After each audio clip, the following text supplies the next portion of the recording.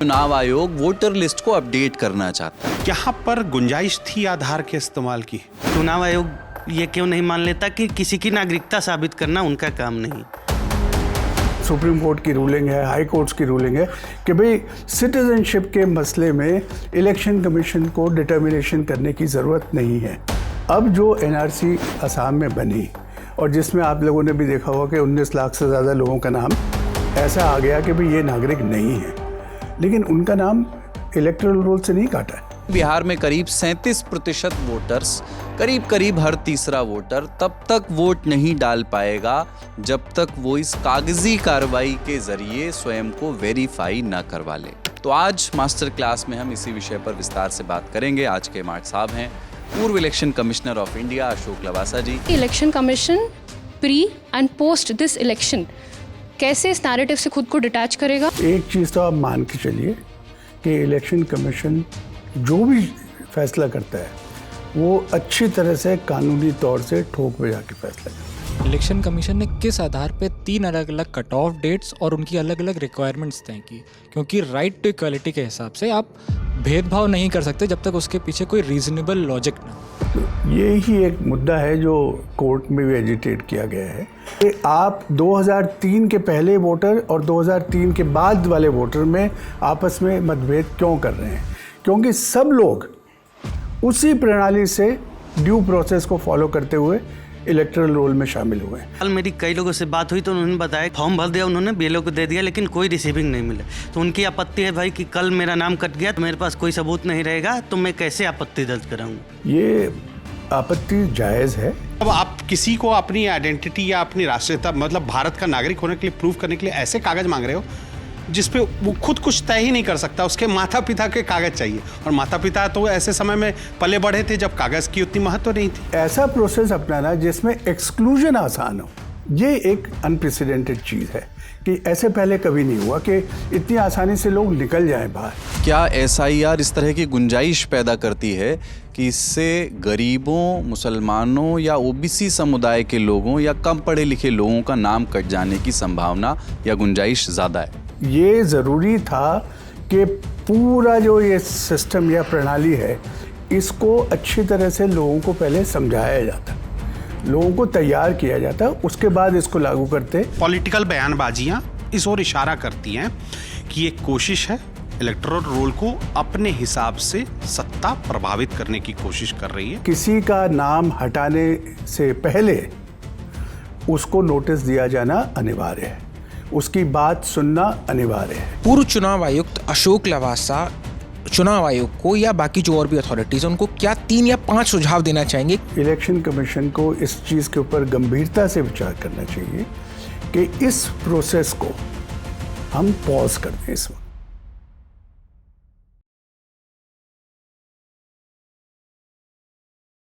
बिहार चुनाव से पहले वहां वोटर लिस्ट के रिवीजन पर विवाद हो गया है।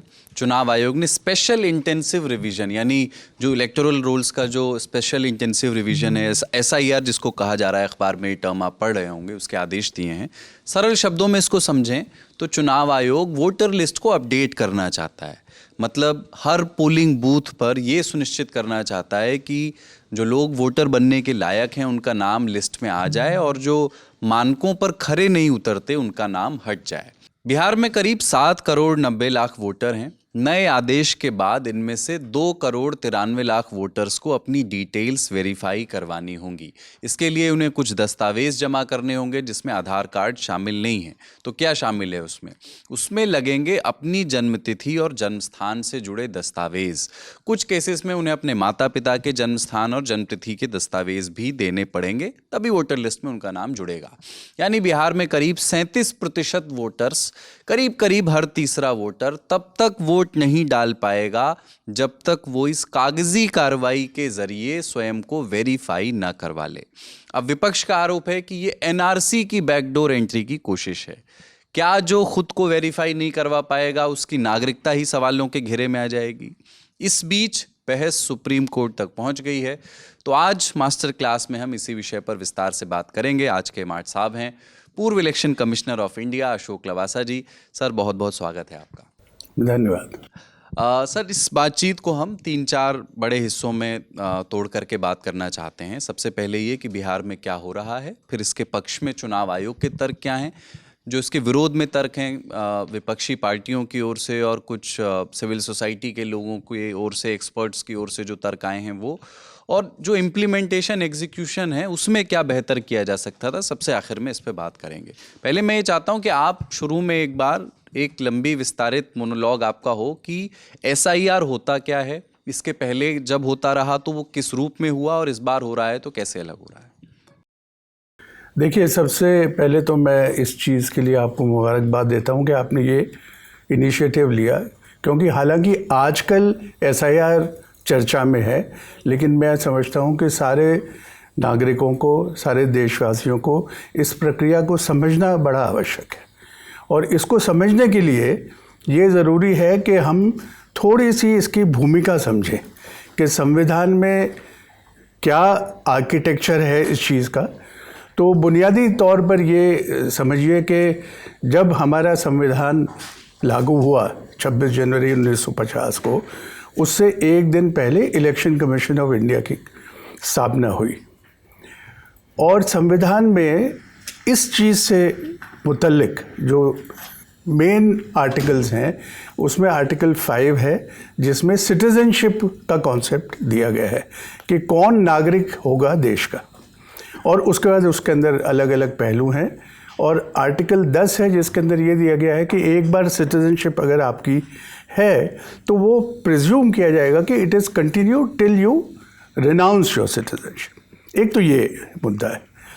दूसरा ये है कि क्योंकि हिंदुस्तान में यूनिवर्सल एडल्ट फ्रेंचाइज शुरू से सबको दिया गया है, तो उसको एडमिनिस्टर करने के लिए और उसके ज़रिए चुनाव कराने के लिए इलेक्शन कमीशन ऑफ इंडिया की संरचना की गई है। वो आर्टिकल 324 से लेके 329 में है।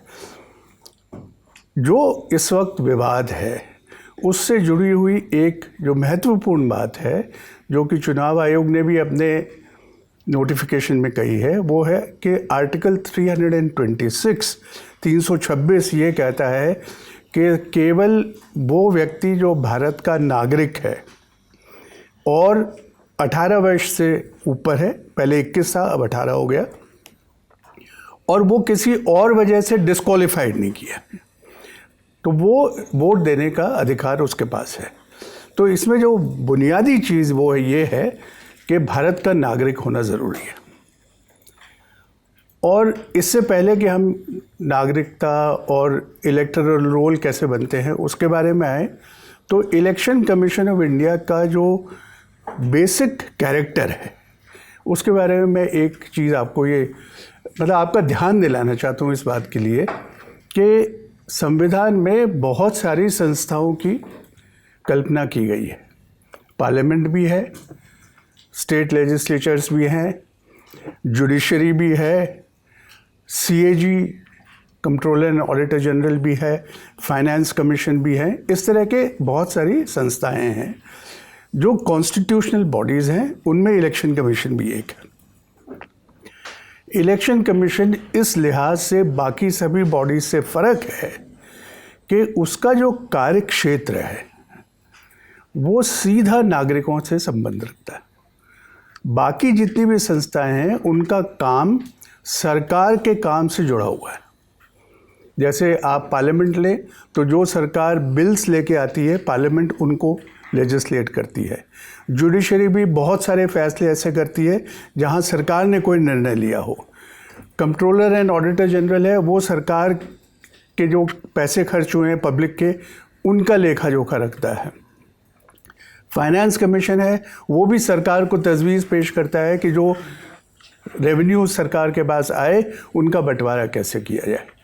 लेकिन इलेक्शन कमीशन एक ऐसी संस्था है जिसका राब्ता सीधा नागरिकों के साथ है, और वो 3 तरह से है। एक ये कि इलेक्टोरल रोल बनाने की जिम्मेदारी इलेक्शन कमीशन की है, काम कोई और करता है लेकिन देख रेख इलेक्शन कमीशन की है। इलेक्शन करवाने की जिम्मेदारी इलेक्शन कमीशन की है, उसमें भी काम कोई और करता है लेकिन कंट्रोल सुपरविजन इलेक्शन कमीशन का है। और इलेक्शन के दौरान जो भी कैंडिडेट्स हैं या जो भी पॉलिटिकल पार्टीज़ हैं उनमें एक लेवल प्लेइंग फील्ड हो, ये इंश्योर करना इलेक्शन कमीशन की जिम्मेदारी।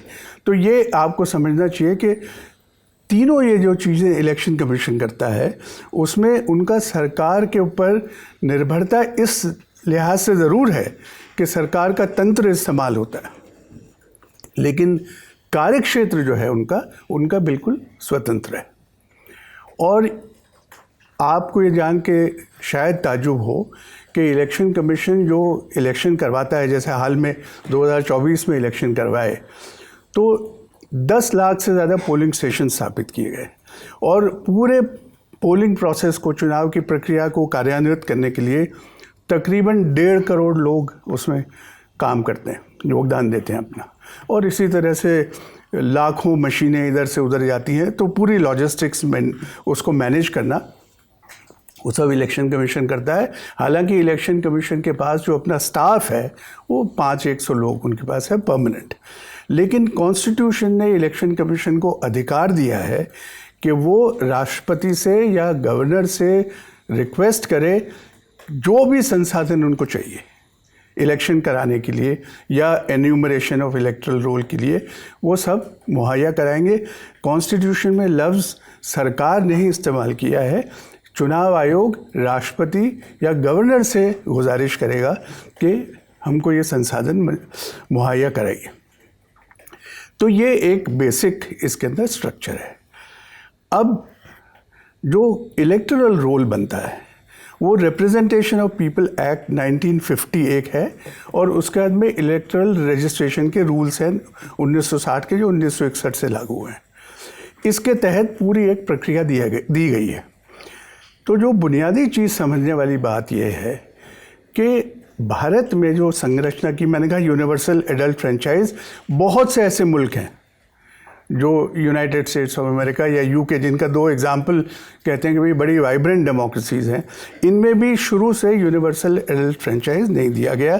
यानी कि हर हिंदुस्तान का नागरिक, चाहे वो गरीब हो, चाहे अमीर हो, पढ़ा लिखा हो, अनपढ़ हो, मजदूर हो, किसान हो, कोई भी हो, सबका वोट एक है और सबको वोट देने का अधिकार है। और ये आप मानिए कि जब भारत आज़ाद हुआ था उस वक्त लिटरेसी रेट करीब 14 या 15% था। लोगों को शायद ये अच्छी तरह समझ में भी नहीं आता था कि ये वोटिंग राइट है क्या चीज़। लैंग्वेजेस की इतनी डाइवर्जेंस, कल्चरल इतना फ़र्क, इतनी दूर दूर लोग बसे हुए हैं। इन हालात में एक इलेक्टोरल रोल को तैयार करना एक बहुत मुश्किल, एक किस्म का चैलेंजिंग काम था। तो जो पहले चीफ इलेक्शन कमिश्नर बने मिस्टर सुकुमार सेन, उन्होंने जब अपना कार्य संभाला तो उन्होंने कहा कि भाई सबसे पहला काम ये है कि ये इलेक्टोरल रोल को ठीक ढंग से बनाया जाए। हालांकि ऐसा नहीं है कि उन्होंने ये काम शुरू किया, जो कॉन्स्टिट्यूएंट असेंबली थी पहले, उनके तहत एक सब कमेटी थी जो इलेक्टोरल रोल बनाने का काम शुरू कर चुकी थी। वो जितना काम उन्होंने किया वो इलेक्शन कमीशन को सौंपा गया कि अब आप इसको पूरा करिए।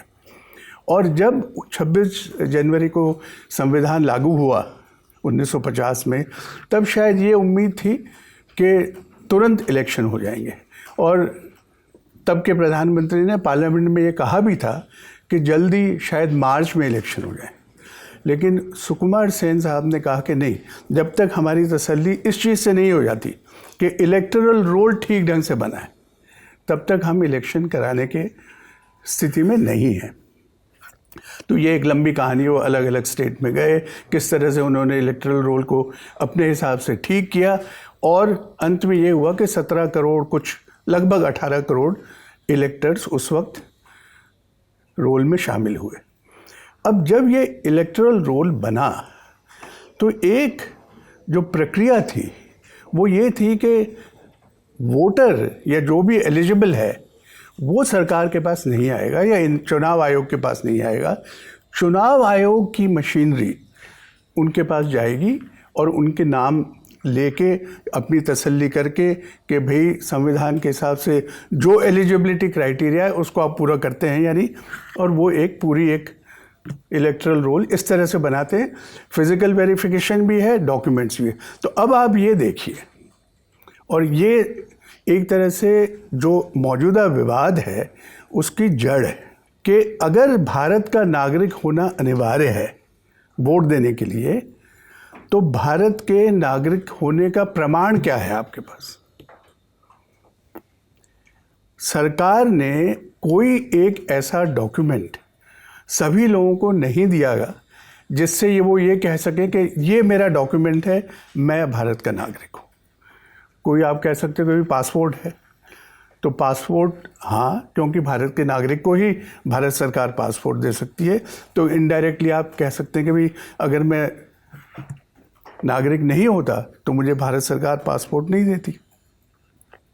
तो इस तरह से तो जिसके पास एपिक है या वोटर कार्ड है वो भी कह सकता है कि मैं अगर नागरिक नहीं होता तो मुझे वोटर कार्ड नहीं मिलता।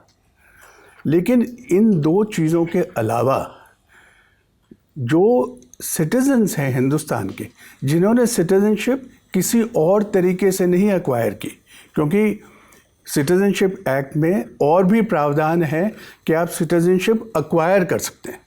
एक तो यह है कि बाय बर्थ और दूसरी है बाय एक्विजिशन। जो एक्विजिशन वाला रूट है उसमें ज़रूर सरकार आपको एक प्रमाण पत्र देती है कि आप भारत के नागरिक मान लिए गए हैं। लेकिन जो बाय बर्थ हैं हिंदुस्तान में, उनके लिए कोई एक सिंगल डॉक्यूमेंट नहीं है। तो ये स्थिति शुरू में 1950 में भी थी, और उस वक्त तो कई लोग इधर से उधर माइग्रेट करके आए थे। उस स्थिति में इलेक्शन कमीशन ने इलेक्टोरल रोल पहला तैयार किया, और खूबी ये है कि क्योंकि इलेक्शन कमीशन का पूरा इख्तियार है चुनाव प्रणाली को कार्यान्वित करने का, तो वो अपने तरीके खुद ईजाद भी कर सकता है, बशर्ते कि किसी एग्जिस्टिंग लॉ से उसमें कॉन्फ्लिक्ट ना हो। तो जो प्रक्रिया शुरू से चली आ रही है हिंदुस्तान में, रिप्रेजेंटेशन ऑफ पीपल एक्ट और इलेक्टोरल रजिस्ट्रेशन रूल्स के तहत जो प्रक्रिया है वो आज तक चली आ रही है। उस प्रक्रिया के तहत जैसा मैंने कहा, मशीनरी लोगों के पास जाती है, एक रोल बना लेती है। तो जब एक इलेक्टोरल रोल बन गया और आपका नाम उसके अंदर आ गया, तो आइंदा अगर आपका नाम उसमें से निकाला जाएगा तो उसका भी एक प्रोसेस लिखा गया है कि आपको पूरा एक मौका दिया जाएगा कि क्यों आपका नाम निकाला जा रहा है। अब निकलने की 3-4 अलग अलग कारण हो सकते हैं निकालने के। एक तो ये कि भाई कोई डेथ हो गई किसी की, या वो फलानी एक जगह से दूसरी जगह चला गया, तो यहाँ से आपका नाम काट के दूसरी जगह चला जाएगा, या आपकी नागरिकता छीन ली, या आपको डिस्क्वालीफाई कर दिया गया। इस किस्म के अलग अलग। लेकिन प्रिजम्पशन ये है कि जो इलेक्टोरल रजिस्ट्रेशन ऑफिसर है, जो स्टैट्यूटरीली रिस्पॉन्सिबल है इलेक्टोरल रोल बनाने के लिए, वो आपको नोटिस देगा और आपको पूरा मौका देगा कि इस वजह से आपका नाम हम हटाने का कि वो प्रपोज़ल है, तो और फिर वो अपनी सेटिस्फैक्शन के साथ आपका नाम हटा देगा। तो इसमें क्या है कि शुरू के सालों में कई बार रिवीजन, इंटेंसिव रिवीजन भी किए गए। हमारी जो रिप्रेजेंटेशन ऑफ पीपल एक्ट और रूल्स हैं उसके अंदर प्रावधान है कि इलेक्टोरल रोल को एनुअल बेसिस पे आप रिवाइज करेंगे। समरी रिवीजन भी हो सकता है, इंटेंसिव रिवीजन भी हो सकता है, लेकिन ये अनिवार्य है कि जब भी कोई इलेक्शन आ रहा हो उससे पहले एक रिवीजन किया जाएगा। और स्पेशल रिवीजन, इंटेंसिव रिवीजन का भी प्रोविज़न है। अगर इलेक्शन कमीशन की संज्ञान में ये लाया जाता है कि फ़लानी जगह हालात इतने बदल गए हैं कि वहाँ का जो इलेक्टोरल रोल है उसको पूरा रिवाइज करने की आवश्यकता है, तो वो ज़रूरी नहीं है कि सारे स्टेट में हो, वो किसी कॉन्स्टिट्यूंसी में भी हो सकता है, 2-3 ज़िलों में भी हो सकता है। कहने का मतलब ये है कि ये summary revision, annual revision, intensive revision, इनका सारों का प्रावधान रिप्रेजेंटेशन ऑफ पीपल एक्ट में है। और वक्त वक्त पर इलेक्शन कमीशन ये करता भी रहता है। जैसे बिहार के संदर्भ में इलेक्शन कमीशन ने ये कहा कि 2003 में पिछला इंटेंसिव रिवीजन हुआ था, लेकिन स्पेशल इंटेंसिव रिवीजन का जो लफ्ज़ है ये पहली बार इस्तेमाल किया गया है। पहले जितने भी इंटेंसिव रिवीजन होते थे उसमें स्पेशल इंटेंसिव रिवीजन लफ्ज़ नहीं इस्तेमाल करते थे।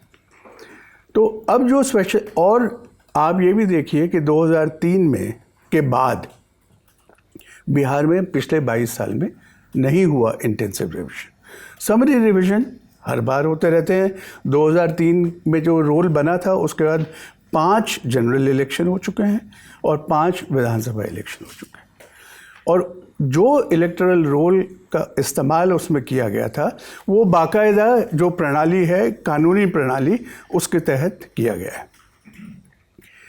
तो अब सवाल ये है कि इस वक्त intensive revision, special intensive revision की घोषणा चुनाव आयोग ने की है, और उन्होंने मकसद जो बताया अपना 24 जून के ऑर्डर में, वो उन्होंने 3 बातें कही हैं।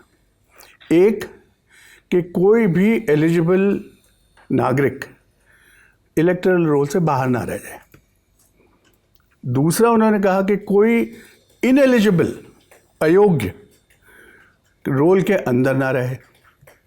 और तीसरा, उन्होंने कहा कि जिन डॉक्यूमेंट्स के आधार पर आपकी योग्यता जांची जाती है या परखी जाती है, उन डॉक्यूमेंट्स को हम अपलोड कर पाएँ, क्योंकि अब मॉडर्न टेक्नोलॉजी से ये पॉसिबल है कि हम डॉक्यूमेंट्स को अपलोड करके एक परमानेंट रिकॉर्ड बना दें, ताकि आइंदा से कोई शक शुबा सवाल हो तो उस डॉक्यूमेंट को देखा जा सके। इसी किस्म की विचारधारा 2003-2004 के आसपास इलेक्शन कमीशन में थी कि जैसे जैसे कंप्यूटराइजेशन ऑफ रिकॉर्ड्स हुआ, डिजिटाइजेशन हुआ, तो इलेक्शन कमीशन में भी ये धारणा रही और इसकी चर्चा भी हुई है कि क्या अब ज़रूरी है इंटेंसिव रिवीजन करना हर जगह, क्योंकि आप ऐसा रिकॉर्ड क्रिएट कर रहे हैं जिसमें तरमीम करना आसान है। तो क्लीन स्लेट पे दोबारा रिकॉर्ड बनाने की ज़रूरत है या नहीं है, ऐसा माना गया कि शायद नहीं। लेकिन एक चीज़ ज़रूर है कि ऑनगोइंग प्रोसेस, मतलब कोई व्यक्ति ये समझता है कि भाई मेरा नाम तो आया ही नहीं इलेक्टोरल रोल में, तो वो अर्ज़ी दे सकता है। 18-19 साल के जो लोग होते हैं वो अर्ज़ी दे सकते हैं। उसकी एक प्रक्रिया है, रूल फॉर्म 6 भरना है आपने, और आप उसमें अपना एनरोलमेंट करा सकते हैं। पहले साल में एक बार होता था कि 1 जनवरी ऑफ द ईयर उसको कट ऑफ माना जाता था। अगर आप 1 जनवरी को 18 साल के हो चुके हैं तब आपका नाम इलेक्टोरल रोल में शामिल होगा, अन्यथा अगले साल की 1 जनवरी में होगा। लेकिन अब पिछले 2 साल से ये तरमीम हो गई है कि आप एवरी क्वार्टर अपडेट हो सकता है, और आप जैसे 1 अप्रैल को अगर 18 साल के हो गए तब भी आपका नाम आ सकता है। ऐसे आइंदा पूरे साल में 4 क्वार्टर्स में इसको इंक्लूड करते हैं। तो अब जो बिहार में इंटेंसिव रिवीजन, एक तो मैंने आपको बताया मकसद, कि ये 3 मकसद इलेक्शन कमीशन ने गिनाए, और उसके लिए फिर उन्होंने एक प्रक्रिया बनाई। तो उस प्रक्रिया में उन्होंने ये कहा कि जो 2003 में इंटेंसिव रिवीजन हुआ था, उसके पहले के जो लोग हैं, उस रिवीजन तक जो लोग रोल में आ गए थे, ये माना जाएगा कि वो एलिजिबल थे। प्रोबेटिव एविडेंस ऑफ एलिजिबिलिटी, ये लफ्ज़ इस्तेमाल हुआ है, और प्रिजम्पशन ऑफ सिटीजनशिप, कि इनके ऊपर ये प्रिजम्पशन ऑफ सिटीजनशिप है। जो 2003 के बाद के लोग हैं उनको प्रिजम्पशन ऑफ सिटीजनशिप नहीं है, और उनको अपने नाम को दोबारा लाने के लिए, दोबारा अपनी एलिजिबिलिटी प्रूव करने के लिए किस्म किस्म के डॉक्यूमेंट्स देने हैं, 11 डॉक्यूमेंट जैसे आपने बताया। फिर जो 2003 के बाद के लोग हैं उनको भी 3 हिस्सों में बांटा गया। एक जो 1987 जुलाई से पहले की पैदाइश है, जुलाई 87 से दिसंबर 2004 तक की पैदाइश है, और 2004 दिसंबर के बाद की पैदाइश है। आप जिस श्रेणी में आते हैं उस श्रेणी के हिसाब से अलग अलग आपको डॉक्यूमेंट पेश करने हैं। मोटे तौर पर 87 से पहले वालों को सिर्फ ये दिखाना है कि मेरा नाम इलेक्टोरल रोल में था पहले। दूसरे जो 87 से 2004 वाले हैं उनको ये दिखाना है कि मेरा नाम भी था और वन ऑफ माय पेरेंट्स, माँ या पिताजी, उनका नाम। पहले तो इलेक्शन कमीशन ने कहा कि ये 11 में से एक डॉक्यूमेंट उनके मुतल्लिक भी आप पेश करेंगे, अपने मुतल्लिक तो करेंगे ही करेंगे। बाद में उसमें थोड़ी तरमीम कर दी गई कि अगर 2 में से एक भी माँ बाप का नाम 2003 के इलेक्टोरल रोल में है तो वो भी जायज़ माना जाएगा। और उसके बाद के जो लोग पैदा हुए हैं 2004 दिसंबर के बाद, उनको माताजी और पिताजी दोनों का प्रमाण देना है, या ये 11 डॉक्यूमेंट्स में से। तो ये 3 ग्रुप में बनाया गया और इसका जो टाइम ड्यूरेशन है वो 24 जून को नोटिफिकेशन हुआ है और ये पूरी प्रक्रिया सितंबर के एंड तक पूरी करनी है। और जैसा आप लोगों को पता है कि नवंबर के आसपास बिहार में इलेक्शन ड्यू है। तो जो शंका लोगों को हुई और जो एंग्जाइटी हुई कि भाई क्या इतने छोटे वक्त में, इतने कम वक्त में इतनी बड़ी प्रक्रिया पूरी हो सकती है, एक। दूसरा, और ये जो बातें मैं आपको बता रहा हूँ ये सारे सुप्रीम कोर्ट के अंदर लोग गए हुए हैं, ये मुद्दे वहाँ पर बने हुए हैं कि ये 3 मुद्दों के ऊपर सुप्रीम कोर्ट विचार करेगी। 11-12 पिटिशनर्स हैं, अलग अलग लोगों ने इश्यूज़ रेज़ किए हैं। एक इशू तो रेज़ किया है कि भाई क्या इलेक्शन कमीशन का अधिकार क्षेत्र है कि वो आपकी नागरिकता प्रमाणित करे। दूसरा ये है कि जो प्रक्रिया अपनाई गई है ये क्या एक फेयर प्रक्रिया है या नहीं। और तीसरा मुद्दा ये है कि इस एक्सरसाइज की टाइमिंग उपयुक्त है या नहीं। तो इसमें ये समझने की बात ये है कि इलेक्शन कमीशन ने ये भी कहा है कि हम ये सारे देश में लागू करेंगे। शुरुआत बिहार से, लेकिन सारे देश में लागू करेंगे। और मैं समझता हूँ कि जो कंसर्न हमेशा से रहा है इलेक्शन कमीशन का भी, लोगों का भी, पॉलिटिकल पार्टीज़ का भी, कि भाई इलेक्टोरल रोल साफ़ सुथरे होने चाहिए। और ये एक जायज़ बात है कि साफ़ सुथरे होने चाहिए। अब साफ़ सुथरे इलेक्टोरल रोल होने का क्या मतलब है? एक मतलब तो ये है कि जो लोग एलिजिबल हैं उनका नाम आना चाहिए। और मैं आपको आपकी जानकारी के लिए बता दूं कि जैसे 18 से 19 साल के लोग हैं, तो हिंदुस्तान में हम ये देखते हैं पिछले कई सालों से कि अगर आप पॉपुलेशन के हिसाब से ये देखें कि इस साल 18 साल से पार करने वाले इतने लोग बनने चाहिए और इलेक्टोरल रोल में उनका नाम देखें तो आप ये पाएंगे कि आधे से ज़्यादा लोग एनरोल नहीं कर पाते या नहीं करते। एक तो ये, बाकी एज ग्रुप का तो ऐसा नहीं है। हिंदुस्तान का रिकॉर्ड ये है कि 96, 97, 98%, 99% तक लोग जो एलिजिबल है वो एनरोल्ड है। क्योंकि जैसा मैंने शुरू में बताया कि हिंदुस्तान में जो मशीनरी है वो उसका उत्तरदायित्व है कि वो आपका नाम शामिल करे। Unlike in many other countries, जैसे यूएस का एग्जांपल देते हैं लोग, वहाँ पर आपकी जिम्मेदारी है कि आप अर्जी दें कि मेरे को वोटर लिस्ट में डाल दें, इलेक्टोरल लिस्ट में डाल दें। तो वहाँ पर एनरोलमेंट 75-76% है। लेकिन यहाँ पर क्योंकि इंक्लूसिव प्रोसेस है और जिम्मेदारी मशीनरी ने ली हुई है, तो बहुत हद तक 99% तक इंक्लूजन है लोगों का। और तो ये जो विवाद के मुद्दे अब इस वक्त हैं, जो सुप्रीम कोर्ट में भी हैं, तो ये मौजूदा स्थिति है। और आज की स्थिति ये है कि सुप्रीम कोर्ट में इलेक्शन कमीशन को कहा गया था कि आप एक जो ऑब्जेक्शंस रेज किए गए हैं उसका एक जवाब दें, तो कल उन्होंने जवाब दिया है। अब आपके अगर कोई प्रश्न होते हैं तो ज़रूर पूछिए, मैं उसका उत्तर देने की कोशिश करूँगा। सर, अभी जो कौतूहल है इस मुद्दे को लेकर, जितना हंगामा है, चाहे सियासी हो या फिर सिविल सोसाइटी की जो अपनी शिकायतें हैं कि इस पूरे प्रोसेस में अभी हम लोगों ने वाकई में असल जो दिक्कत आने वाली अभी हमने वो देखा नहीं है, क्योंकि हम ये मान के चल रहे हैं कि हमने फॉर्म भर दिया और हमारा फॉर्म से वास्ता पड़ गया तो हमारा नाम आ जाएगा। जब वो लिस्ट जारी होगी जिस प्रॉपर वेरिफिकेशन तो डॉक्यूमेंट मिलान के बाद ही तय होगा ना कि आपके पास वोटिंग लिस्ट, आप इलेक्टोरल रोल का हिस्सा रह सकते हैं या नहीं रह सकते। वो लिस्ट आने के बाद असली दिक्कतें शुरू होंगी। तो इसका मतलब क्या इसका अंदेशा है कि क्या वो प्रक्रिया उतने 1 महीने के समय में पूरी की जा सकती, क्योंकि 1 अगस्त को वो लिस्ट आना है, वो पहला लिस्ट जो जारी होगा, और सितंबर तक उस प्रक्रिया को पूरी करना है, जिसमें संभवतः ये मान के चला जा रहा है कि एक बड़ी आबादी का वेरिफिकेशन नहीं हुआ रहेगा। तो उसके लिए क्या तैयारी होगी इलेक्शन कमीशन की, क्योंकि असली दिक्कत वहाँ है।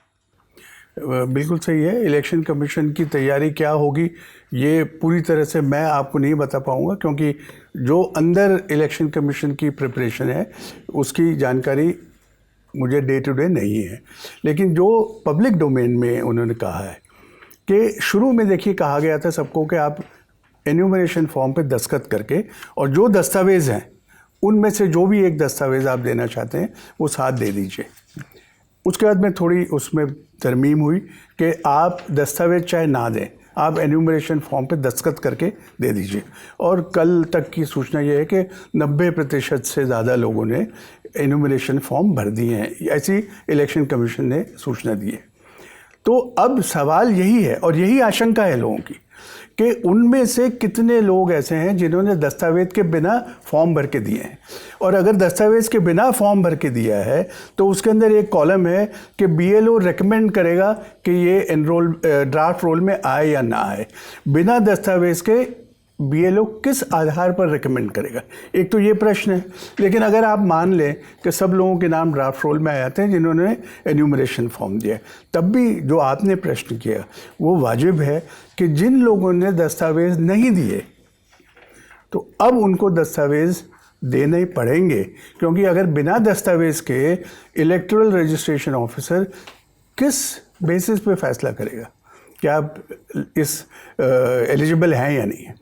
तो ये एक ग्रे एरिया, और इसी आशंका को देखते हुए लोगों ने दरवाज़ा खटखटाया है कोर्ट का कि ये समय जो है ये कम है। बुनियादी प्रश्न अपनी जगह अलग है, लेकिन समय भी पूरा शायद लोगों के पास नहीं हो कि वो ये डॉक्यूमेंट पेश कर सके। अच्छा, एक क्लैरिफिकेशन मुझे ये सवाल पहले पूछना चाहिए था। ये रिवीजन है, इसमें एडिशन नहीं हो रहा है, मैं ये मान के चलूं? क्योंकि ये शंका बहुत ज़्यादा है। देखिए, पॉलिटिकल बयानबाजियां इस ओर इशारा करती हैं कि एक कोशिश है इलेक्टोरल रोल को अपने हिसाब से सत्ता प्रभावित करने की कोशिश कर रही है। उसमें कोशिश ऐसी है कि जो वोटर मेरे पक्ष के नहीं हैं उनको दूर किया जाए इस रोल से, और उनमें उन नामों को जोड़ा जाए जहां से हमें वो मत मिलने की गारंटी है, पक्ष के मत मिलने की गारंटी है। तो क्या इस रिवीजन प्रोसेस में एडिशन, न्यू वोटर एडिशन हो रहा है कि नहीं हो रहा है, ये क्लैरिफिकेशन दे दीजिए, क्योंकि पॉलिटिकल बयानबाजी वाले ये कम से कम सेटल हो जाए। नहीं, ये तो जैसा कि जो बेसिक इलेक्टोरल रोल है वो जून 24 के पहले का है, तो उसी जो लोग उस रोल में थे उन्हीं से ये एन्यूमरेशन फॉर्म भरवाए जा रहे हैं। उसके अलावा जो लोग एनरोल करेंगे उसका प्रोसीजर जैसे मैंने बताया वो अलग है। जिसका नाम पहले इलेक्टोरल रोल में था ही नहीं, वो तो अपनी प्रक्रिया से कार्रवाई चलेगी। वो फॉर्म भरेगा, फॉर्म 6, कि भाई मेरा नाम आज तक इलेक्टोरल रोल में नहीं है तो आप मेरा नाम इसमें शामिल कर लीजिए। वो प्रक्रिया अलग है। अच्छा, ये और इलेक्शन कमीशन ने अपने 24 जून के ऑर्डर में ये भी कहा है कि अगर किसी व्यक्ति का नाम पहले इलेक्टोरल रोल में था और अब ड्राफ्ट रोल में नहीं आता, तब भी वो दरख्वास्त दे सकता है कि जी मेरा नाम छूट गया तो मेरा नाम इसके अंदर शामिल करिए। सर, ये प्रक्रिया को लेकर के ना बहुत ही ब्लाइंड 7 ब्लाइंड पीपल एंड हाथी वाली कहानी चल रही है। कुछ हमें पता है स्निपेट्स में। एक बार आप होलिस्टिकली 5 प्रोसेस जो फेजेस हैं उसके हम थोड़ा विस्तार से बता दीजिए। अगर दिक्कत आई तो उसके लिए क्या सुझाव हो सकते हैं, क्या कागजात हैं, पूरा 5 फेजेस का थोड़ा विस्तार से बता दें। तो पहला फेज़ तो ये ऑलरेडी ऑलमोस्ट ख़त्म होने वाला है, जहाँ पर इलेक्टोरल रोल के अंदर जितने लोगों का नाम था उसके एन्यूमरेशन फॉर्म बना के बीएलओ को जिम्मेदारी दी गई थी कि आप सारे फॉर्म इलेक्टर के पास उनको डिलीवर करें, उनसे एक रसीद लें डुप्लीकेट फॉर्म में। ये उसके अंदर कहा है। और जैसे इलेक्शन कमीशन अपने उसमें कहता है प्रेस रिलीज़ में कि लगभग सारे लोगों को ये फॉर्म बांट दिए गए हैं। सेकंड स्टेज ये है कि उन फॉर्म के ऊपर एक आपको अपनी अपडेटेड फ़ोटोग्राफ लगानी है और दस्तखत करने हैं। डॉक्यूमेंट अगर आपके पास हैं तो वो आप दे दीजिए। वो प्रक्रिया 25 जुलाई तक है। उसमें भी जैसा मैंने कहा तरमीम हो गई कि बिना डॉक्यूमेंट के भी आप दे सकते हैं, बिना तस्वीर के भी आप दे सकते हैं, दस्तखत होना ज़रूरी है। तो इसका इम्प्लीकेशन ये है कि अगर आपका नाम इलेक्टोरल रोल में था और किसी वजह से आप फॉर्म नहीं भर पाए वापस और नहीं दे पाए, तब भी आपका नाम ड्राफ्ट रोल से निकल जाएगा। एक ये इम्प्लीकेशन ज़रूर है। तो फिर 25 जुलाई से 26 जुलाई से 1 अगस्त तक वो ERO वगैरह उसकी स्क्रूटिनी करेंगे और ड्राफ्ट रोल 1 अगस्त को छापा जाएगा। 1 अगस्त से 30 अगस्त तक 31 अगस्त तक क्लेम्स एंड ऑब्जेक्शंस का टाइम है। जिसको एतराज़ है कि भाई मेरा गलत छप गया या इसका गलत छप गया, ये नहीं आना चाहिए, वो आप ऑब्जेक्शन दे सकते हैं। अगर आपका नाम छूट गया तो आप क्लेम कर सकते हैं कि मेरा नाम शामिल होना चाहिए। उसके बाद में फाइनल रोल छपेगा 1 तारीख को। और इसमें भी मैं आपको ये बता दूं और आपके सारे दर्शकों को कि किसी का नाम हटाने से पहले उसको नोटिस दिया जाना अनिवार्य है, उसकी बात सुनना अनिवार्य है। ये कानूनी प्रक्रिया है। इसको पूरा करके ही फाइनल रोल से किसी का नाम हटाया जा सकता है। और अगर फाइनल रोल में भी नाम हट गया और आप ERO के फैसले से खुश नहीं है या समझते हैं कि आपके साथ नाइंसाफ़ी हुई है, तो आप उसकी अपील डिस्ट्रिक्ट मजिस्ट्रेट को कर सकते हैं। डिस्ट्रिक्ट मजिस्ट्रेट से भी आप सेटिस्फाइड नहीं है तो आप चीफ इलेक्टोरल ऑफिसर, जैसा हर स्टेट में एक चीफ इलेक्टोरल ऑफिसर होता है, उसके पास अपील कर सकते हैं। ये सारे प्रावधान है। लेकिन एक बार फाइनल बन गया इलेक्टोरल रोल तो वो फाइनल इलेक्टोरल रोल माना जाएगा। अगर आपकी अपील मंजूर होती है तो आपका नाम उसके अंदर शामिल हो जाएगा बाद में, क्योंकि इलेक्टोरल रोल बनाने की प्रक्रिया जैसा मैंने आपको बताया और नए लोग जो अपना नाम डलवाना चाहते हैं वो प्रक्रिया इलेक्शन के नोटिफिकेशन के और नॉमिनेशन फाइनलाइज होने तक चलती रहती है। सर क्या ये SIR मतलब बहुत सारी रिपोर्ट्स हैं इंडियन एक्सप्रेस में, कुछ रिपोर्टर्स ने रिपोर्ट की कि फला अंचल के लोग और उसमें भी फला समुदाय के लोग सशंकित हैं। प्रताप भानु मेहता ने आर्टिकल लिखे, आपने पीस लिखा है, आलोचना के बहुत सारे बिंदु हैं। पर एक लाइन में अगर आपसे पूछें कि क्या SIR इस तरह की गुंजाइश पैदा करती है कि इससे गरीबों, मुसलमानों या OBC समुदाय के लोगों या कम पढ़े लिखे लोगों का नाम कट जाने की संभावना या गुंजाइश ज़्यादा है? देखिए, पहले तो ये जो विवाद है किसी वर्ग विशेष को लेके, इसकी कोई बुनियाद नहीं है। क्योंकि मैंने तो ये भी पढ़ा अखबार में कि जब सुप्रीम कोर्ट में ये विवाद चला तो एक जज ने भी ये कहा कि मेरे से भी अगर आप डॉक्यूमेंट मांगे तो मेरे पास नहीं है डॉक्यूमेंट। और ऐसे बहुत से लोग हैं। तो अनपढ़ होना या पढ़े लिखे होना ये ज़रूरी नहीं है कि आपके पास वो डॉक्यूमेंट हो अगर आप पढ़े लिखे हों। तो ये प्रक्रिया किसी एक पर्टिकुलर सेक्शन को टारगेट करती है, ऐसा कहना शंका आपको हो सकती है। लेकिन इसका की बुनियाद इस बात पर है कि जो गरीब लोग हैं उनको ये डॉक्यूमेंट अगर उनके पास नहीं है उसको लेने में ज़्यादा कष्ट होगा, क्योंकि they can not access the system so easily. या जैसा कई लोगों ने कहा कि इस वक्त वहाँ पर बाढ़ आई है, अगर आपको कोई डॉक्यूमेंट लेने के लिए डिस्ट्रिक्ट हेडक्वार्टर या तहसील या कहीं जाना है तो आपको दिक्कत होगी। या ये लोगों ने कहा कि जो बिहार में इतने सारे माइग्रेंट्स हैं जो बाहर जाके अपना काम करते हैं, उनको ये डॉक्यूमेंट लेने में दिक्कत होगी। तो ये प्रैक्टिकल इश्यूज़ ज़रूर हैं और इन्हीं को देखते हुए जो विवाद का बिंदु ये बना है कि भाई क्या ये टाइमिंग इसकी ठीक थी। और दूसरा टाइमिंग का इशू जो आपने शायद अभी तक नहीं कहा, वो टाइमिंग का इशू ये है कि इलेक्शन के साथ इसको कराना ज़रूरी था या नहीं। तो जो टाइमिंग का इशू है उसमें ड्यूरेशन का भी एक व्यू पॉइंट है कि ये ड्यूरेशन जो है 70-80 दिन का, ये पूरा एडिक्वेट नहीं है, और इलेक्शन से पहले, तुरंत पहले कराना, ये टाइमिंग भी इसके लिए उपयुक्त नहीं है। ये बिंदु है जिसमें विवाद है। सर मेरा सवाल है कि जो भी फॉर्म भरे जा रहे हैं तो दो तरह के फॉर्म दिए जा रहे हैं, एक जिसमें बार कोड प्रिंटेड है, एक में बार कोड प्रिंटेड नहीं है। और दूसरा सवाल, मेरी कई लोगों से बात हुई तो उन्होंने बताया कि उनको कोई रिसीविंग नहीं मिल रहा है। मतलब फॉर्म भर दिया उन्होंने, बीएलओ को दे दिया, लेकिन कोई रिसीविंग नहीं मिल रहा। तो उनकी आपत्ति है भाई कि कल मेरा नाम कट गया तो मैं कहाँ जाऊँगा, मतलब मेरे पास कोई सबूत नहीं रहेगा तो मैं कैसे आपत्ति दर्ज कराऊँगा। ये आपत्ति जायज़ है, क्योंकि अगर जो इंस्ट्रक्शंस इलेक्शन कमीशन ने दिए हैं उनको फील्ड पर पूरी तरह से लागू नहीं होता और उसकी वजह से लोगों की तकलीफ़ें या उनकी प्रक्रिया में कोई कमी रह जाती है, तो ये वाकई एक समस्या की जड़ है। तो इसीलिए ये ज़रूरी था कि पूरा जो ये सिस्टम या प्रणाली है, इसको अच्छी तरह से लोगों को पहले समझाया जाता, लोगों को तैयार किया जाता, उसके बाद इसको लागू करते। इसीलिए ये टाइमिंग का सवाल पैदा हुआ है, क्योंकि टाइम आपकी समस्या को दूर करने का या आपकी ग्रीवेंस, शिकायत दूर करने का बहुत कम है।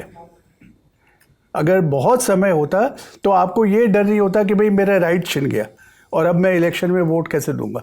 आपको लगता ठीक है 2 महीने बाद, 3 महीने बाद किसी तरह से मैं अपनी समस्या का समाधान करा सकता हूँ। सर, दस्तावेजों को लेके जो एक द्वंद्व हम देख रहे हैं, जो एक बहुत समय से चल रहा है, आधार कार्ड जैसे चुनाव आयोग ने मना किया, सर फोर्जरी तो काफ़ी सारे डॉक्यूमेंट्स की हो सकती है। तो क्या भारत की टेक्नोक्रेसी इसका एक लॉन्ग टर्म सोल्यूशन देख रही है? उसमें चुनाव आयोग भी सम्मिलित है और बाकी भी जो आयोग हैं वो भी सम्मिलित हैं, तो इसका एक लॉन्ग टर्म सोल्यूशन क्या हो सकता है? देखिए, पूरी जो इलेक्टोरल रोल बनता है और आपके अधिकार वोटिंग के आपको दिए जाते हैं, उसके पीछे 3 सिद्धांत हैं। एक, नागरिक हैं या नहीं, और उम्र आपकी 18 से ऊपर है या नहीं, और तीसरी आपकी आइडेंटिटी, शख्सियत, कि भाई वाकई आप वो इंसान हैं जो आप क्लेम करते हैं। तो जहाँ तक आइडेंटिटी का सवाल है, डॉक्यूमेंट, अब आधार ऐसा है जिसमें 96-97% लोगों के पास आधार कार्ड है, जिससे वो अपनी शख्सियत कायम कर सकते हैं, और 2 इंसानों के पास एक आधार नंबर नहीं होता, तो यूनिक नंबर है। जो डेट ऑफ बर्थ का है, उसमें registrar of death and birth, या जो एक्ट है registration of death and birth, उसके तहत अब, पहले तो ये बहुत कम था, अभी भी पूरे राज्यों में ये 100% लागू है, ऐसा कोई क्लेम नहीं कर सकता।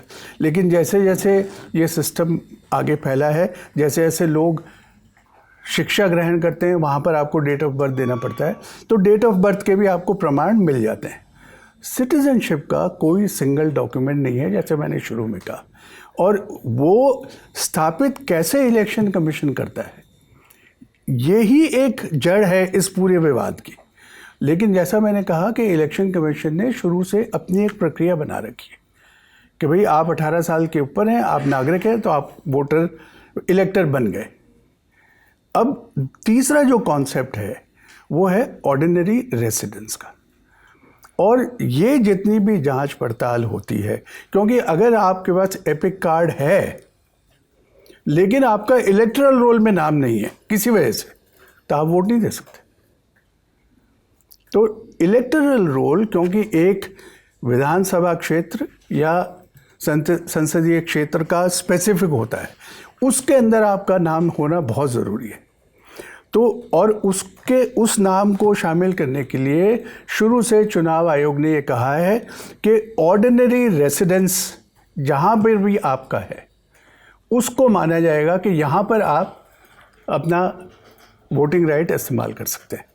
और तभी रिप्रेजेंटेशन ऑफ पीपल एक्ट में ऑर्डिनरी रेसिडेंस की जो परिभाषा है वो काफ़ी लूज़ रखी गई है कि आप ये नहीं क्लेम कर सकते कि मेरा घर नागालैंड कोहिमा में बना हुआ है, मैं वहाँ रहता नहीं हूँ, फिर भी मैं वहाँ का ऑर्डिनरी रेसिडेंस हूँ, आप नहीं क्लेम कर सकते। लेकिन एट द सेम टाइम ये भी कहा गया है कि अगर आपके घर पे आप टेम्परेरीली वहाँ नहीं रहते, तब भी आप मान सकते हैं कि हम आपके वहाँ के ऑर्डिनरी रेसिडेंट्स हैं। तो जैसे जितने लोग आर्मी और डिफेंस सर्विसेज में हैं, उनको ये इख्तियार है, आप कहीं पे भी पोस्ट हो, लेकिन जहाँ आपका रेसिडेंस है वहाँ आपको वोटिंग राइट मिल सकता है। जो लोग हिंदुस्तान के लोग बाहर रहते हैं, NRIs, उनको भी ये इख्तियार है कि पासपोर्ट के अंदर जो उन्होंने अपना डोमिसाइल डिक्लेयर किया हुआ है वहाँ पर उनका नाम शामिल किया जा सकता है। तो ऑर्डिनरी रेसिडेंस को एक माना है, और इस हद तक कोर्ट ने भी ये कहा है, और चुनाव आयोग भी ये कहता है कि अगर आप 48 घंटे भी एक जगह रहते हैं तब भी आप ये क्लेम कर सकते हैं कि मुझे यहाँ ऑर्डिनरी रेसिडेंट ट्रीट किया जाए। और ये इसलिए ये बनाई ये प्रक्रिया कि ज़्यादा से ज़्यादा लोग अपना वोटिंग राइट यूज़ कर सकें। सर, मैं ये जानना चाहता हूँ कि इलेक्शन कमीशन ने किस आधार पे 3 अलग अलग कट ऑफ डेट्स और उनकी अलग अलग रिक्वायरमेंट्स तय की, क्योंकि राइट टू इक्वालिटी के हिसाब से आप भेदभाव नहीं कर सकते जब तक उसके पीछे कोई रीजनेबल लॉजिक ना हो। तो ये ही एक मुद्दा है जो कोर्ट में भी एजिटेट किया गया है, और इस वजह से भी ये लोगों ने इस मुद्दे को उठाया है, क्योंकि आज से पहले जितने भी रिवीजन हुए हैं, चाहे इंटेंसिव या कोई और किस्म का रिवीजन, उसके अंदर इस किस्म का विभाजन नहीं किया गया है। तो इस प्रक्रिया में, इस बार की जो प्रक्रिया है, इसमें ये 2 अभूतपूर्व चीज़ें हैं। एक तो ये कि आप 2003 के पहले वोटर और 2003 के बाद वाले वोटर में आपस में मतभेद क्यों कर रहे हैं? क्योंकि सब लोग उसी प्रणाली से ड्यू प्रोसेस को फॉलो करते हुए इलेक्टरल रोल में शामिल हुए हैं। कोई ऐसा नहीं है कि 2003 के पहले कुछ ज़्यादा स्क्रूटनी होती थी और 2003 के बाद कम स्क्रूटनी होती है। तो एक तो ये, और दूसरा जो आपने सवाल उठाया कि 2003 के बाद वालों को 3 श्रेणियों में क्यों बांटा जा रहा है, क्योंकि इलेक्शन कमीशन के लिए हर वोटर बराबर है। तो ये जो 3 भाग बनाए गए हैं, ये सिटीजनशिप एक्ट के तहत जो प्रोविजंस है उनको इंपोर्ट किया है। अब देखिए, इलेक्शन कमीशन ये दलील बार बार देता है कि भाई हमारी जिम्मेदारी है ये इंश्योर करना कि भारत का नागरिक होना ज़रूरी है अगर आपको इलेक्टरल रोल में शामिल होना है। तो उनकी दलील ये है कि हम ये सुनिश्चित करना चाहते हैं कि जो नागरिक नहीं है वो इलेक्टरल रोल में नहीं हो। लेकिन जो इसके विपरीत जो लोग कहते हैं वो ये कहते हैं कि जब आप 74 साल से एक प्रक्रिया अपना रहे हो और उसमें आपने कभी ये तो नहीं कहा कि हमने इनएलिजिबल लोगों को एडमिट किया है, और फिर लोगों ने कोर्ट रूलिंग वगैरह दिखाई है, सुप्रीम कोर्ट की रूलिंग है, हाई कोर्ट्स की रूलिंग है कि भाई सिटीजनशिप के मसले में इलेक्शन कमीशन को डिटर्मिनेशन करने की ज़रूरत नहीं है। और असम में, जैसे आप लोगों ने कई बार सुना होगा कि असम में एक प्रक्रिया शुरू हुई थी डी वोटर्स की, कि जब ये NRC वहाँ पर करना था, सिटीजन्स रजिस्टर बनना था, तो जिन लोगों की सिटीजनशिप के ऊपर शक हुआ उनको एक डी लिस्ट में डाल दिया गया, डाउटफुल वोटर्स लिस्ट। तो डाउटफुल वोटर्स लिस्ट में डालने से क्या हुआ, एक तो उनका वोट देने का अधिकार ख़त्म हो गया, सस्पेंड हो गया, और दूसरा ये है कि उन लोगों की नागरिकता को स्क्रूटिनाइज करके एडजुडिकेट करने की जिम्मेदारी ट्रिब्यूनल्स के पास, सरकार के पास है। अब उन लोगों का क्या हुआ, आज तक कितने लोग डी लिस्ट में थे, उनका डिटर्मिनेशन हुआ या नहीं हुआ, उनके वोटिंग राइट रिस्टोर हुए या नहीं हुए, वो एक अलग विवाद है। तो इलेक्शन कमीशन शुरू से एक ऐसा इंक्लूसिव अप्रोच अपनाता है और ऐसी एक फ्रेंडली प्रणाली इस्तेमाल करता है ताकि ज़्यादा से ज़्यादा लोग इलेक्टरल रोल में आ जाएं। वोट दें ना दें वो आपकी जिम्मेदारी है या आपका की मर्ज़ी है, लेकिन इलेक्शन कमीशन ये कोशिश करता है कि नाम आपका सबका आ जाना चाहिए।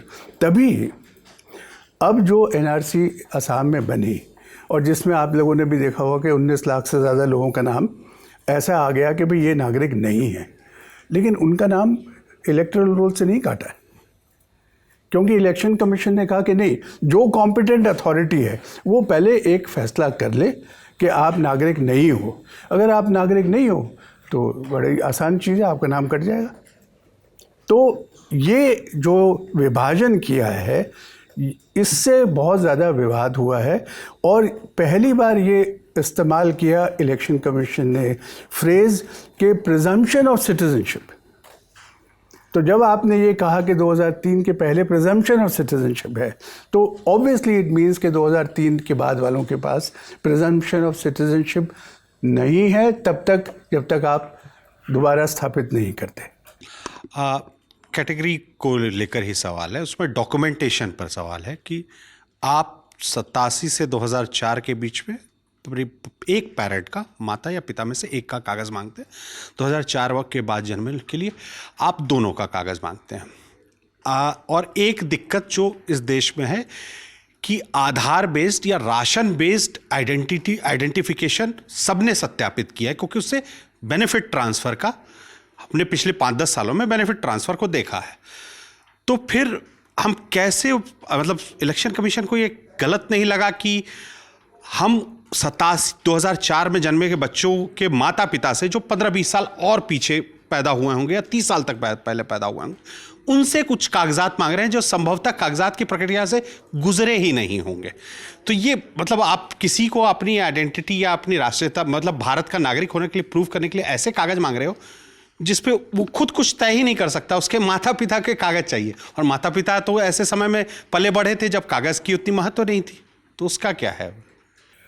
नहीं, जैसा मैंने कहा कि यही सब विवाद हैं कि इतना ज़्यादा बर्डन किसी सिटीज़न के ऊपर डालना, वो भी तब जब पहले वो ऑलरेडी इलेक्टर है।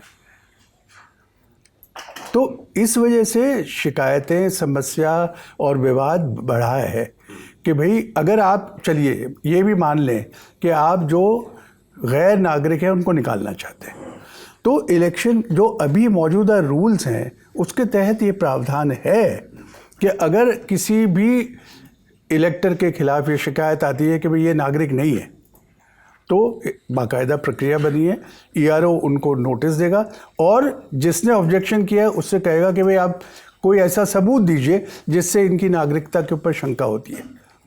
तो उसके बाद वो पूरा अपनी प्रणाली, पूरी अपनी सेटिस्फैक्शन करके फिर उसका केस गवर्नमेंट को रेफ़र कर देगा कि आप इसके सिटीजनशिप के बारे में फ़ैसला करिए।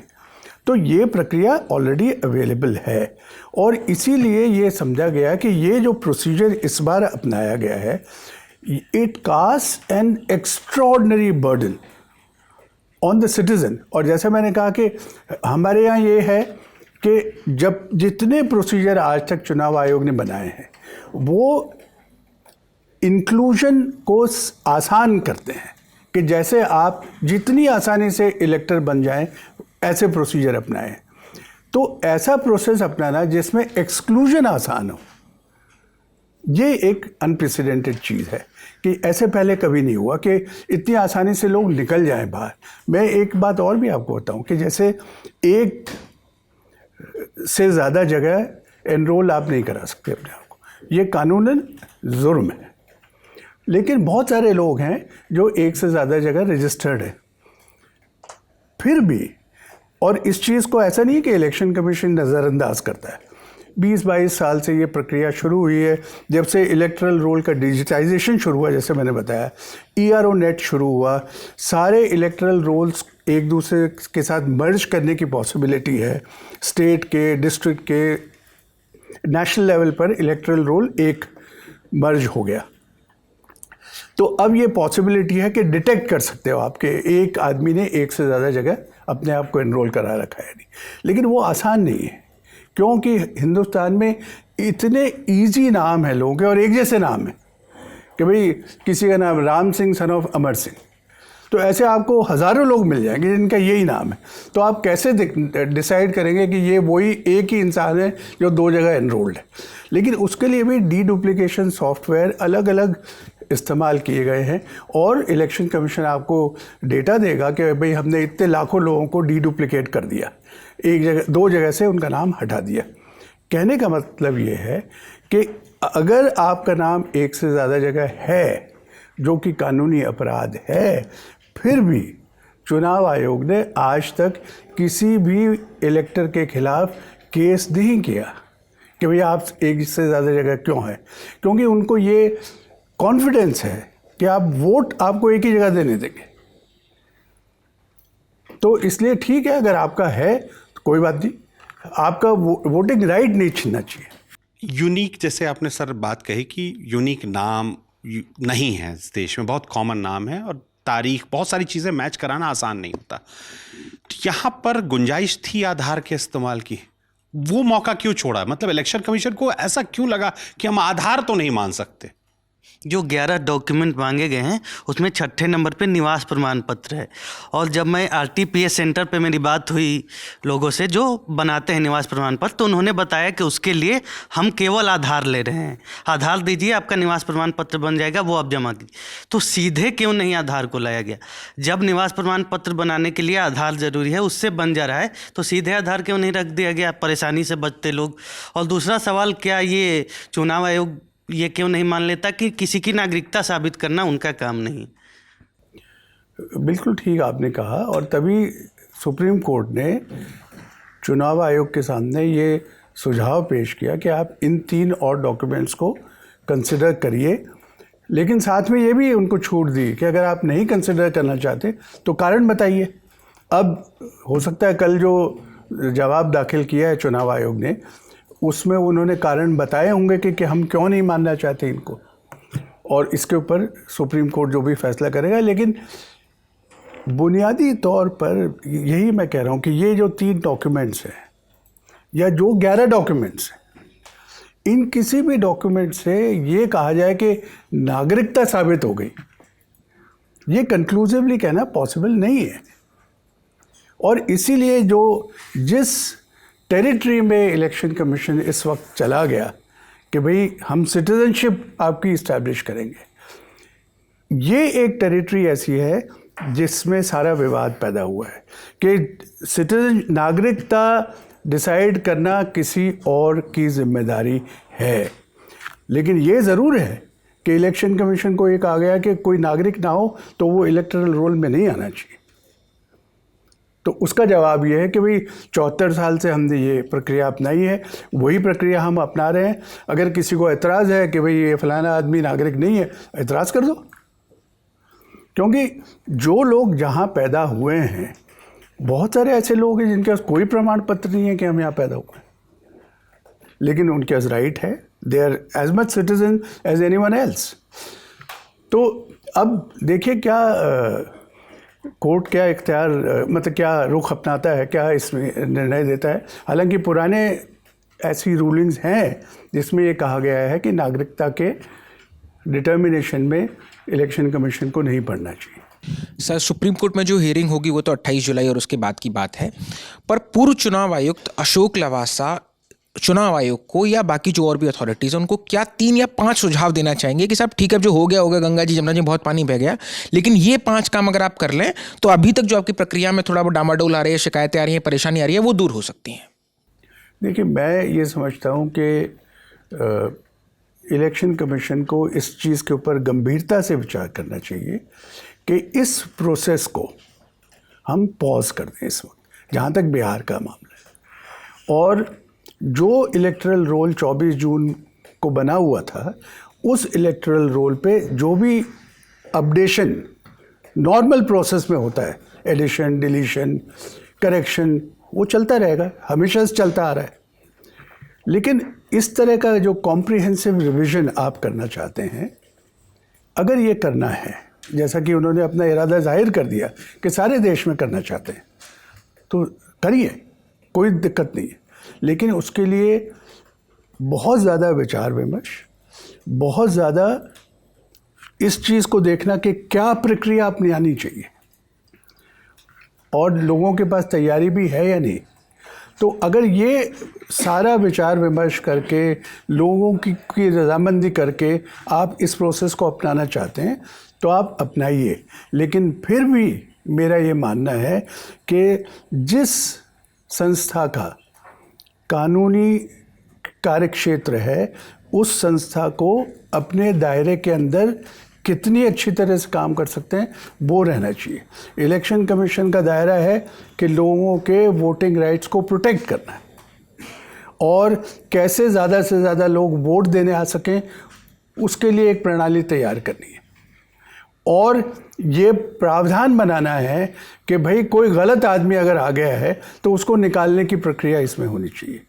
आप ये देखिए कि इतना कॉशियस और इतना कॉन्शियस अप्रोच हमेशा से रहा है कि अगर registration of deaths and births के तहत किसी की डेथ रजिस्टर हो जाती है, उसके बावजूद ERO ऑटोमेटिकली नहीं डिलीट करता आपका नाम। वो फिर भी अपनी प्रोसेस फॉलो करता है कि भाई फलाने आदमी मर गया, उसका मैं एक नोटिस दूंगा कि ये शख्स ऐसा रिपोर्ट किया गया कि he is dead, we propose to remove his name. किसी को कोई एतराज़ तो नहीं, कोई गलत तो नहीं, किसी ने कह दिया कि भाई ये मर गया, उसके बाद वो नाम डिलीट होता है। तो कहने का मतलब ये है कि बहुत ही एक फ्रेंडली और इंक्लूसिव प्रोसेस और एक्सपेंसिव प्रोसेस अपनाया जाता है, और मुझे लगता है कि कोई वजह नहीं है कि उस प्रोसेस को छोड़ा जाए। हाँ, उसके अंदर बदलाव सुधार ज़रूर करिए, होना भी चाहिए। जैसे जैसे कंप्यूटराइजेशन हो रहा है और रोबस्ट इलेक्ट्रल रोल आपका बन रहा है, तो वो अच्छी चीज़ है। हेलो सर, मेरा सवाल ये है कि अब जैसे कि इतने सारे नैरेटिव्स हमने सबसे सुने और आपने ये भी बोला कि एक्स्ट्रा ऑर्डिनरी बर्डन होगा सिटीजन्स पे, स्पेशली माइग्रेंट वर्कर्स जो कि जून से सितंबर तक बाहर ही चले जाते हैं, वो लोग कैसे इस प्रोसेस में रहेंगे? या तो उनका काम जाएगा या तो फिर ये जाएगा। सो ये इस प्रोसेस में भी अब डिफ़िकल्टी आएगी इलेक्शन कमीशन को भी ये हैंडल करने के लिए। प्लस इलेक्शन कमीशन के लिए एक सबसे बड़ा नैरेटिव तो ये है कि हाँ, ये जो सत्ता में जो पार्टी बैठी है उन्हीं से मिले ये। और आपने बोला कि अब ये ही प्रोसेस SIR का प्रोसेस हम और मतलब दे आर थिंकिंग कि और जगह पे भी अप्लाई करेंगे। सो सबसे पहला क्वेश्चन ये है कि election commission pre and post this election कैसे इस नैरेटिव से खुद को डिटैच करेगा? दूसरा, आगे और भी जगह पे जब आप लोग ये करेंगे तो वहाँ पे क्या क्या प्रोसेस क्लैरिफिकेशंस हो सकते हैं या किन किन चीज़ों पे ध्यान देना चाहिए सो दैट वहाँ पे एटलीस्ट स्मूथली हो? देखिए, जैसे मैंने कहा कि अगर आप सबसे कंसल्ट करें और आप अब ये उद्देश्य अपना बताएं कि भाई हमको इस इंटेंसिव रिवीजन से ये परिणाम हासिल करना है। मिसाल के तौर पर जैसा मैंने कहा, इंटेंसिव रिवीजन किसी पार्लियामेंट कॉन्स्टिट्यूएंसी या किसी ज़िले में करना भी उसका प्रावधान है। और अगर आपको ये सूचना मिलती है कि फ़लानी जगह के इलेक्टरल रोल में गैर नागरिक आ चुके हैं, आप वहाँ पर करिए, कोई आपको नहीं रोकेगा। क्योंकि जहाँ तक मेरी जानकारी है, जितने भी लोग सुप्रीम कोर्ट गए हैं या जो मीडिया में कमेंट कर रहे हैं, किसी ने ये नहीं कहा कि गैर नागरिक को वोटिंग राइट मिलनी चाहिए। लेकिन उस प्रोसेस में अगर आप ऐसी प्रणाली बनाते हैं जिसमें जो जायज़ नागरिक है वो भी छूट जाए, जैसे मैंने आपको बताया कि अब इस प्रक्रिया में क्या है, अगर मैंने एन्यूमरेशन फॉर्म नहीं भरा तो मेरा नाम कट गया, चाहे मैं 50 साल से वोट दे रहा हूँ। और अगर मैंने डॉक्यूमेंट नहीं दिया तब मेरा नाम कट गया, चाहे मेरा नाम पहले से इलेक्टरल रोल में है और मैं 3, 4, 5 बार वोट दे चुका हूँ। तो ये क्यों ऐसा सिस्टम आप अपना रहे हैं कि एक बार आपने अपना ड्यू प्रोसेस फॉलो कर लिया और उसके बाद में आपने कहा कि ये लीजिए, you have the voting right. फिर आप कुछ साल बाद कहेंगे नहीं वो जो भी था वो अलग, अब आप दोबारा साबित करिए। और मज़े की चीज़ ये है कि इस ऑर्डर में 24 जून के ऑर्डर में ये इलेक्शन कमीशन ने माना है कि 2003 के बाद के जो वोट इलेक्टर्स हैं वो ड्यू प्रोसेस फॉलो करके section 23 of representation of people act के तहत ERO की सेटिस्फैक्शन के बाद इलेक्टरल रोल में आए। तो अगर ये सब कुछ हो चुका है तो फिर दोबारा सारी प्रक्रिया अपनाने की ज़रूरत क्या है? अगर आप कुछ गलत लोगों को वीड आउट करना चाहते हैं, ज़रूर करिए, सारे लोगों को इसका कष्ट झेलने की क्या ज़रूरत है? पूर्व चुनाव आयोग के तौर पर मैं आपसे ये जानना चाहता हूं कि क्या इस तरह की कार्रवाई करने से पहले इसको लीगली वेट आउट किया जाता है? क्या इसका अंदेशा रहा होगा इलेक्शन कमीशन को कि ये लीगली फंस सकता है? और शायद यही वजह है कि इससे आधार कार्ड को दूर रखा गया वेरिफिकेशन में, क्योंकि आधार कार्ड पर सुप्रीम कोर्ट का जजमेंट बहुत इंपॉर्टेंट हो जाता है। एक चीज़ तो आप मान के चलिए कि इलेक्शन कमीशन जो भी फैसला करता है वो अच्छी तरह से कानूनी तौर से ठोक बजा के फैसला करता है। सारे जितने एंगल्स हैं उनको कंसिडर किया जाता है। क्या उसके अंदर चैलेंजेस आएंगे वो भी कंसिडर किया जाता है। तो ऐसे बिना सोचे समझे कोई फैसला इलेक्शन कमीशन नहीं लेता है, और उनको ये अंदाज़ा है कि अगर हमारे निर्णय को कोर्ट में चुनौती दी जाएगी तो हम इसको कैसे डिफेंड करेंगे। कोर्ट में क्या फैसला होता है वो अलग बात है, लेकिन जहाँ तक चुनाव आयोग का प्रश्न है वो हर चीज़ को ठोक बजा के फिर फैसला करता है। बहुत बहुत शुक्रिया सर, आपने समय दिया, जितना समय मांगा था उससे ज़्यादा, और इससे जुड़े सभी सवालों के जवाब हमें मिले। बहुत शुक्रिया आपके समय के लिए। तो मास्टर क्लास में आज के इस एपिसोड में इतना ही। आपके जो सवाल और इस बातचीत से उपजे हों आप हमें कमेंट बॉक्स में लिखिए। अगली बार हम सर के साथ बैठेंगे तो वो सवाल भी एड्रेस करेंगे। देखते रहिए दी लर्निंग टॉप।